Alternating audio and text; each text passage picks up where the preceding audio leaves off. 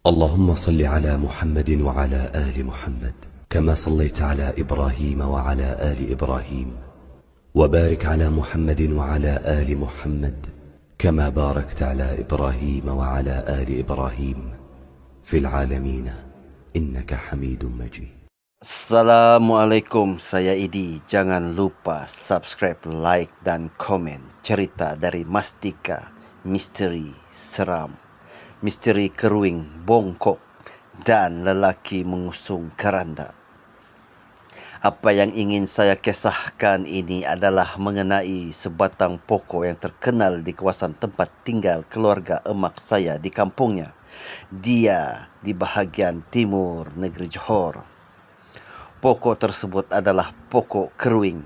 Orang kampung emak saya memanggil keruing bongkok kerana bentuknya bukan menjulang ke atas tetapi membongkok ke bawah.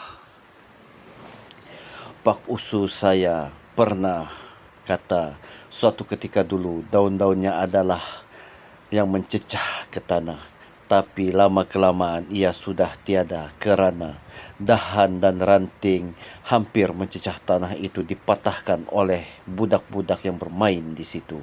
Emak dan pak usu saya pernah menceritakan beberapa kejadian pelik yang berlaku di sekitar keruing bongkok itu.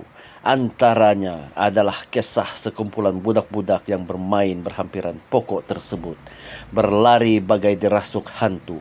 Salah satu peristiwa yang diceritakan oleh pak usu saya merupakan adalah seorang saksi dalam kejadian itu. Ia berlaku semasa pak usu saya dalam darjah 5, iaitu pada sekitar awal tahun 1980-an. Suatu petang pak usu dan berbelas-belas kawannya bermain bola sepak tidak jauh dari pokok keruing yang bongkok itu. Mereka sepakat bermain bola petang itu. Setelah melihat langit mendung, mereka tahu hujan pasti akan turun. Kalau tengah main bola kemudian tiba-tiba hujan, memang best. Kira syurga bagi mereka. Seperti yang diharapkan, petang itu hujan turun dengan lebatnya. Ketika mereka seronok bermain, entah dari mana tiba-tiba mereka nampak sekumpulan 3 orang lelaki berbaju serba hitam mengusung sebuah keranda.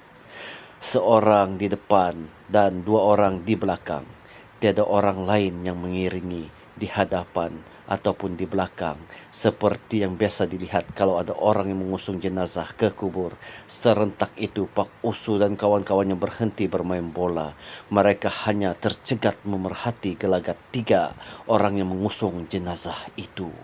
Timbul pertanyaan di fikiran mereka, siapa pula yang meninggal? Tak ada bunyi beduk pada pagi tadi di masjid. Biasanya kalau ada orang kampung meninggal, pasti semua orang tahu siapa pula orang yang mengusung keranda itu. Wajah-wajah mereka tidak pernah dilihat sebelum ini. Pak Usu terfikir mungkin mereka ini bukan orang kampung mereka atau orang luar yang tinggal berdekatan dengan kampung mereka. Tapi kenapa semua berpakaian serba hitam? Ada sesuatu yang pelik berkenaan pakaian mereka bertiga.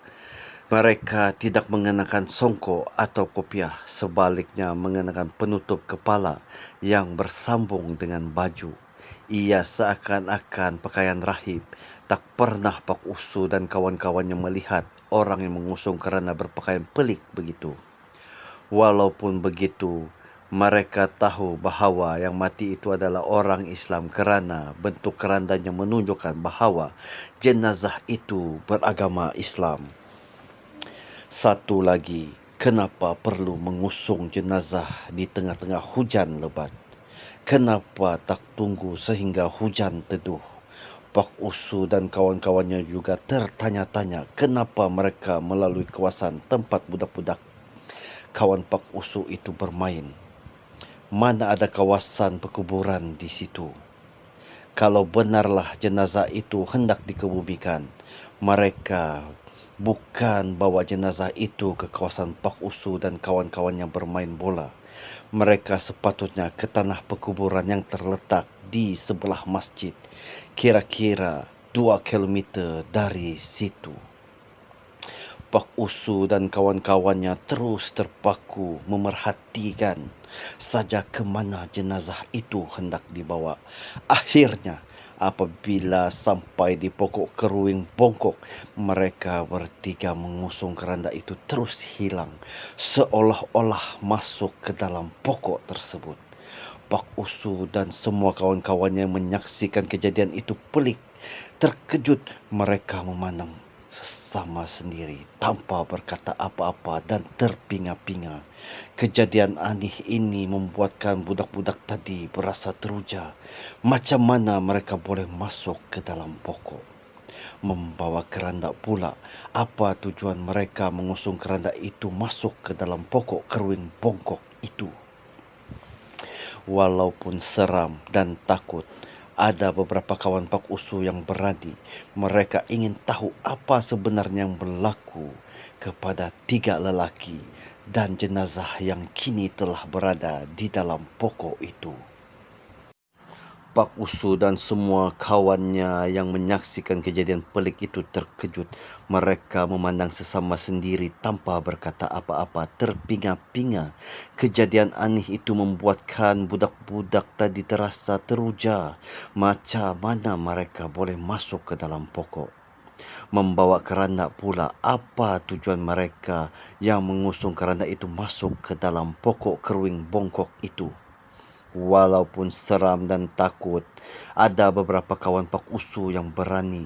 Mereka ingin tahu apa sebenarnya yang berlaku kepada 3 lelaki dan jenazah kini yang telah berada di dalam pokok itu. Disebabkan itu, sebahagian daripada kawan-kawan Pak Usu yang berani itu pergi mendekati pokok tersebut walaupun ada yang menghalang dan rasa takut. Tetapi mereka tidak mampu menghalang naluri ingin tahu sekumpulan yang berani itu. Kumpulan yang berani itu terus merapati pokok tadi. Kumpulan yang penakut yang seorang daripadanya adalah Pak Usu hanya memerhati sahaja gerak-geri mereka. Tiba-tiba, budak-budak dalam kumpulan yang merapati pokok itu lari lintang pukang ke arah budak-budak yang hanya menjadi pemerhati dan menjerit, "Lari, lari, lari, wey!" Teriak mereka sambil berlari laju meluru ke arah kawanan Pak Usu. Melihat mereka berteriak dan berlari, Pak Usu dan kawan-kawannya menunggu tadi. Tidak tunggu lama mereka berlari dalam hujan sambil meraduk tanah lapang yang digenangi air. Ramai juga antara mereka yang tergolek. Mereka bangun dan lari tanpa menoleh ke belakang sehingga sampai ke sebuah pondok di tepi jalan. Masing-masing tercungap-cungap macam ikan hidup di atas darat. Mereka yang dari kumpulan berani itu mula bercerita. Cerita mereka membuatkan kumpulan yang penakut benar-benar terkejut. Apa yang budak-budak tersebut lihat di sebalik pokok keruing bongkok itu adalah 3 kepala manusia yang semua terlekat pada batang pokok itu. Hanya kepala tanpa badan. Keadaan kepala tersebut sama seperti ketiga orang pengusung jenazah tadi, tertutup.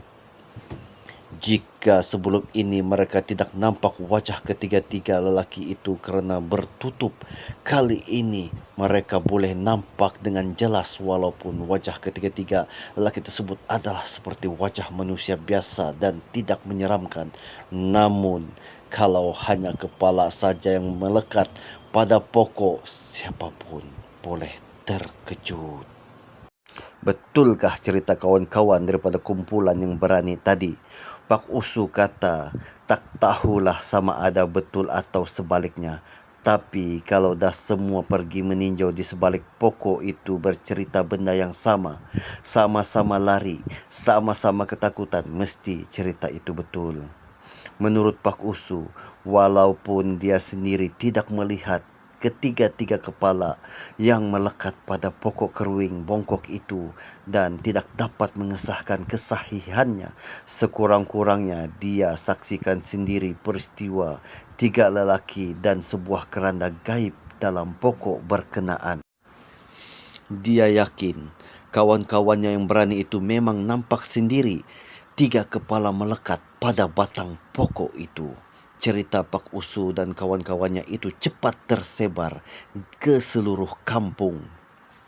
Pada petang itu juga ramai penduduk kampung yang tinggal berhampiran pergi ke pokok keruing bongkok itu. Melihat sendiri 3 kepala yang melekat itu, namun malangnya kepala-kepala tersebut sudah tidak ada. Hampir sebulan topik perbualan di kawasan itu adalah kisah budak-budak nampak hantu. Bukan setakat orang kampung dan kawasan berhampiran sahaja. Orang dari luar daerah pun ramai datang dan bertanya. Walaupun yang datang itu tidak dapat melihat bukti kebenaran 3 kepala melekat di pokok keruing, namun orang ramai tidak putus-putus mengunjungi lokasi di mana peristiwa ganjil itu berlaku. Itu adalah satu daripada beberapa kisah yang emak dan Pak Usu ceritakan kepada saya. Sebenarnya banyak lagi kejadian pelik yang berlaku, sama ada di bawah pokok keruing bongkok atau di sekitarnya. Saya lebih tahu cerita budak-budak lari itu kerana sumbernya adalah Pak Usu saya sendiri.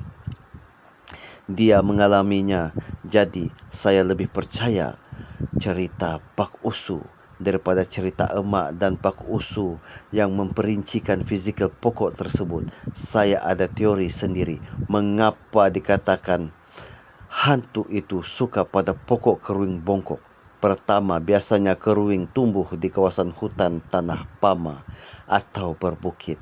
Dalam kes ini, keruing itu tumbuh di tepi pantai yang berpasir. Sewaktu zaman kanak-kanak dan remaja, emak dan Pak Usu tinggal di perkampungan yang terletak di tepi pantai yang berpasir, bukannya di tepi hutan. Pelik juga bila keruing tumbuh di kawasan berpasir. Seolah-olah ia tumbuh pada tempat yang salah. Kedua, keruing akan tumbuh menjulang ke atas dan bukannya bengkok dan membongkok seperti yang tumbuh di kampung itu. Keruing biasanya boleh mencapai ketinggian sehingga 65 meter.